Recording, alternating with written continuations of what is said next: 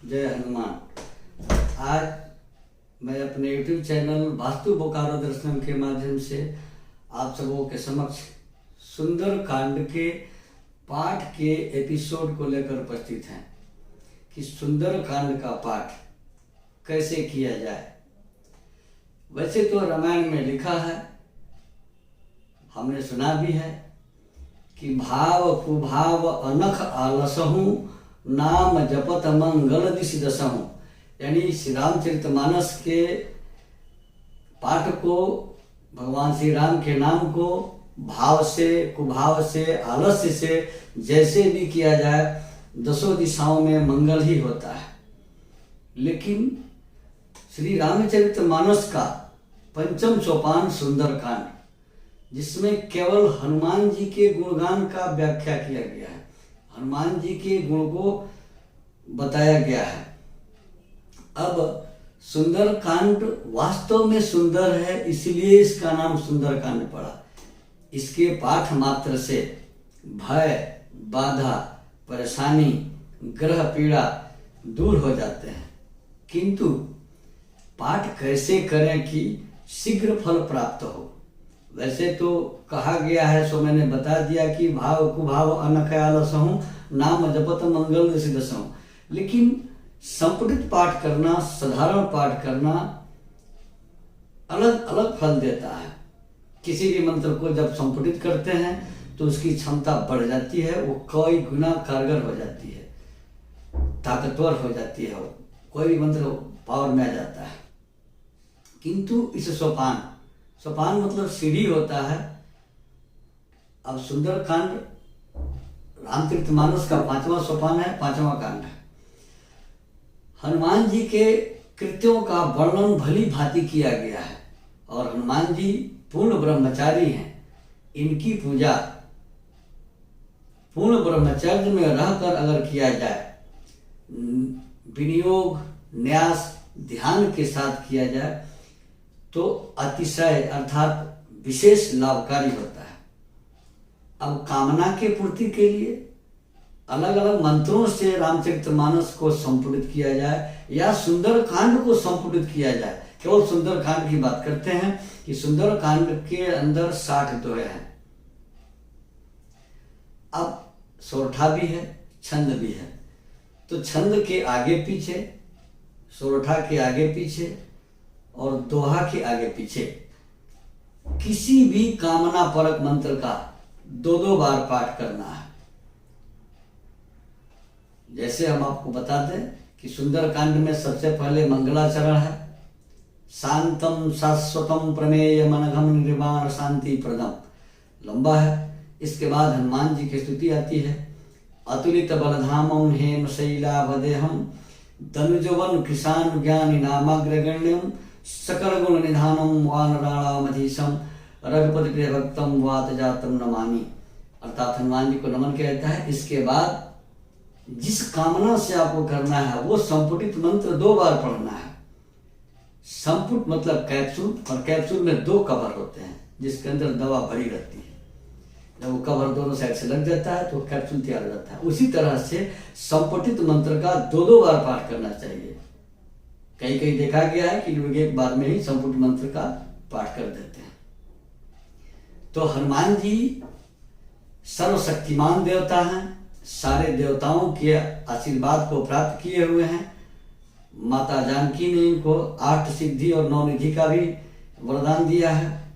लेकिन श्रापित भी हैं कि चूंकि ये बहुत कुतूहल करते थे तो इनके उत्पात के चलते इन्हें श्राप दे दिया गया कि जब तक इन्हें याद नहीं दिलाया जाएगा इनको याद नहीं रहेगा। अतः हनुमान जी को प्रतिदिन याद कराने की जरूरत होती है, और जब तक याद नहीं कराया जाएगा हनुमान जी भूल जाते हैं। भूलने की इनकी बीमारी है, श्राप है। अब लोग शनिवार को, मंगलवार को करते हैं कि शनिवार को, मंगलवार को पाठ करते हैं। भाई शनिवार और मंगलवार करोगे तो हनुमान जी को तो भूलने की बीमारी है, भूल जाएंगे। इन्हें याद कराने के लिए नियमित करो, कम से कम 21 दिन करके देखो, चमत्कार होगा, परिणाम सामने आएगा। लेकिन पाठ करने के पहले संकल्प ले लें कि आप किस कार्य के लिए यह पाठ कर रहे हैं हम सुंदरकांड का। जैसे कोई काम है आपका नहीं बन रहा है, तो उसके लिए रामचरितमानस के ही किष्किंधा कांड में लिखा हुआ है, जब जामवंत जी ने हनुमान जी को प्रोत्साहित किया, प्रेरणा दी कि कौन सो काज कठिन जग माही, जो नहीं हो ही तात तुम पाही। हे तात, कौन सा कार्य है तुम्हारे पास जो संभव नहीं है, असंभव को तुम संभव बना देते हो। इसी मंत्र से अगर संपुट किया जाए, मैंने उदाहरण के तौर पर इसको बताया, तो जब हनुमान जी की स्तुति समाप्त होती है कि बात जातम नमामि, तो उसके बाद से पहला चौपाई होता है कि जामवंत के वचन सुहाए। इसके पहले ही पढ़ना है, हनुमान जी की स्तुति के बाद पढ़ना है कौन सो काज कठिन जग माही, जो नहीं हो तात तुम पाही, कौन सो काज कठिन जग माही, जो नहीं हो तात तुम पाही। फिर चौपाई शुरू करते हैं, जामवंत के वचन सुहाए, सुन हनुमंत हृदय अति भाए, तब लगे मैं परिखर तुम भाई, शहीद को कंदमूल फल खाए। पढ़ते जा रहे हैं, आएगा दोहा। दोहा आने के पहले फिर इस संपुट मंत्र को पढ़ना है, कौन सो काज कठिन जग माही, जो नहीं हो तात तुम पाही, कौन सो काज कठिन जग माही, जो नहीं हो तात तुम पाही। और फिर दोहा को पढ़ना है, दोहा पढ़ने के बाद फिर इस मंत्र को 2 बार पढ़ना है। इस तरह से संपुट पाठ होता है। अब पाठ करने के लिए सबसे पहले संकल्प लेते हैं कि मम अमुक कामना सिद्ध्यर्थम, मन में इस कामना की सिद्धि के लिए 21 दिन पर्यंतम, यानी 21 दिन तक सुंदरकांडस्य मैंने सुंदरकांड का पाठ कर रहे हैं, करेंगे। तो उसके पहले विनियोग करते हैं, दाहिने हाथ में जल ले लेते हैं। जब भी हनुमान जी की पूजा का आरंभ करें, कलश स्थापन करना अगर संभव हो तो करें, नहीं तो एक चौकी पर लाल कपड़े बिछा करके हनुमान जी की प्रतिमा अथवा फोटो रख दे, अपने लाल आसन पर या उनके आसन पर विराजमान हो जाए। बाएं हाथ में जल और जल से कुछ आगे हनुमान जी के प्रतिमा या फोटो के बगल में घी का दीपक प्रज्वलित कर ले। दीपक का जो मुख होता है हनुमान जी की तरफ हो, और उसके बाद संकल्प लिए। संकल्प के बाद दाहिने हथेली पर जल लेकर के विनियोग क्या करना है कि ओम अस्य श्री सुंदर कांडस्य श्री रामचंद्र ऋषि अनुष्टुप छंद श्री महावीरो हनुमान देवता मारुतात्मज इति बीजम ओम अंजनी सुनु रीति शक्ति ओम ह्रैं ह्रीं ह्रौं इति कवचम स्वाहा इति कीलकम लक्ष्मण प्राणदाता इति बीजम ममाभीष्ट सिद्ध्यर्थे या मम अमुक कार्य सिद्ध्यर्थे पाठे विनियोग। यह कह करके जल हनुमान जी के सामने नीचे गिराते है ना। जप करना है तो जपे विनियोग, पाठ करना है तो पाठे विनियोग। अब न्यास कैसे करेंगे? विनियोग हो गया, विनियोग के बाद से न्यास होता है। दुर्गा सप्तशती में कर न्यास, अंग न्यास, दिशा न्यास, सप्तशती न्यास, बहुत सारा चीज है। लेकिन सुंदरकांड के पाठ में केवल अंग न्यास, कर न्यास। तो सबसे पहले क्या करते हैं कि कर न्यास करते हैं। तो कर न्यास के लिए आपको कहीं भटकने की जरूरत नहीं है।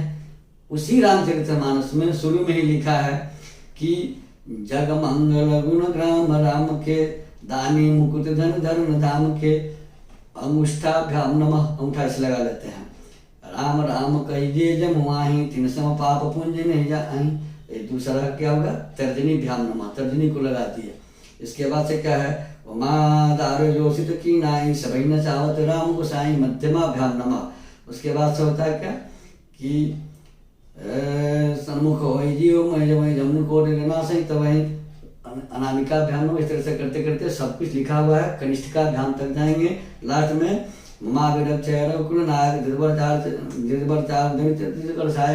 करतल कर पिष्टाभ्याम नमः। इस तरह से हाथ का न्यास हो गया। इसी मंत्र से कर न्यास के बाद अंग न्यास है कि जग मंगल गुणग्राम राम के दान गुणधन दान के हृदय नमः। हृदय पया, हृदय होता है, हृदय पर लगा लेते हैं दाहिने हाथ की 5 उंगलियां। उसके बाद से राम राम कहिए जमु आही तीन पाप पुण्य नहीं जाही। उसके बाद से क्या करता है? सिर से स्वाहा, सिर पर लगाते हैं। अब इसी तरह से सिर के बाद से सिखाए हुए नेत्र, लास्ट में होता है अस्त्राय पट। अस्त्राय पट के लिए दाहिने साइड से ऐसे घुमा करके बजा देना है। न्यास आपका विनियोग न्यास हो गया। अब ध्यान के लिए न्यास के बाद उसी रामचरितमानस में शुरू में लिखा है कि ममावलोक्यम पंकज लोचन कृपा विलोक सोचनी मोचन, यहाँ से शुरू करके और लास्ट में क्या है, कलिमल मतन नाम ममतान तुलसीदास बड़े प्रणतान। यहाँ तक ध्यान संपूर्ण हो जाता है। ध्यान करने के पहले हाथ में फूल लेकर के इसका ध्यान करें, ध्यान करके हनुमान जी के चरणों में चढ़ा दें। चढ़ाने के बाद से अब हम पाठ शुरू करते हैं, सुंदरकांड का पाठ। अब जिस मंत्र से आपको करना है, जिस कामना से करना है, उसे करें। अब मैंने इस एपिसोड को इस समय क्यों बनाया, ये भी एक जानकारी की बात है।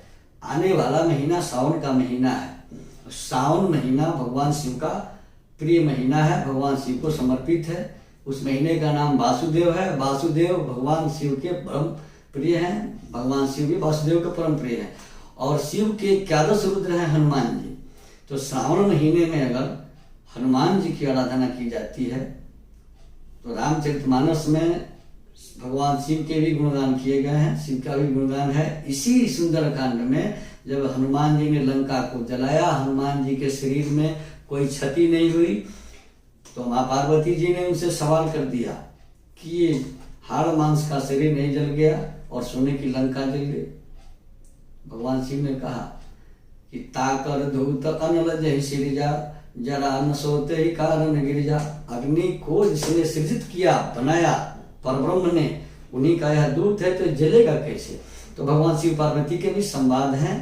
इसलिए सुंदरकांड अपने आप में शक्ति प्रदान करने वाला एक सोपान है, हनुमान जी का गुणगान है। और हनुमान जी को संकट मोचन कहा गया। संकट मोचक हैं, संकट से मुक्ति दिलाते हैं। किसी भी कामना के सिद्धि के लिए 21 दिन इनका पाठ किया जाए सुंदरकांड का नियमित, तो कामना पूर्ण होता है। लेकिन जब हम 21 दिन पूरा कर लेते हैं तो हवन जरूरी होता है। पूजा के 5 अंग होते हैं, संकल्प, पूजा, पाठ, हवन, आरती, यानी पांचों। इधर से गिनी तो पूजा, पाठ, संकल्प, हवन, आरती। अब 100% फल के लिए 20 से 20% एक एक का वैल्यू है। संकल्प सही तो 20% लाभ हो गया, पूजा सही तो 20% लाभ हो गया, पाठ सही तो 20% हो गया, हवन सही तो 20% हो गया, आरती सही तो, यानी सब सही तो 100% लाभ हो गया। हनुमान जी को चना विशेष प्रिय है, गुड़ विशेष प्रिय है। और चने की बेसन को घी में भूनकर उसमें शक्कर या चीनी मिला दें, आम की लकड़ी जलाकर अग्नि स्थापित करके आग जलाएं और उस पर हवन करें। अब हवन भी उसी मंत्र से करना है। सुंदरकांड के संपूर्ण चौपाई, दोहे और छंद के साथ हवन करना है। जैसे हवन करेंगे जब शुरुआती, तो जामवंत के वचन सुहाय सुनहन मंत्र हृदय अति भाय स्वाहा, उसी दर्शन से हवन करेंगे। हवन के बाद हवन की पूर्णाहुति होती है।